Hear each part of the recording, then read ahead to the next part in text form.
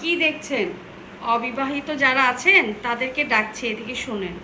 এই যে আপনারা যারা বলে বেড়ান, আহারে রোজার মাসটা চলে এসেছে, আমাদের যদি এরকম একটা স্বামী থাকতো, আমাদের যদি একটা বয়ফ্রেন্ড থাকতো, শাশুড়ি ছেলেকে আমরা শরবত বানায় খাওয়াতাম। আহারে কত মজা লাগে না? ভাবতে খুব মজা লাগে না? আসলে খুব মজা লাগে, কিন্তু বাস্তব জীবনে এসব ঘটে না রে ভাই। এসব আদিক্ষেতা আর ঢং ছাইরা দেন। এই শরবত শুধু বানাইতে হবে না, সেই শাশুড়ি ছেলের জন্য শরবত থেকে শুরু করে সব করতে হবে।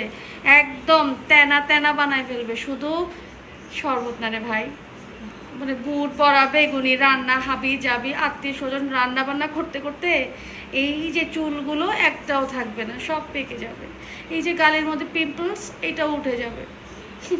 আবার কয় শাশুড়ি ছেলের জন্য শরবত বানায় খাওয়াইতে পারতাম। আহারে এগুলো শুধু স্বপ্নেই মানায় রে ভাই, ভাবতেই ভালো লাগে।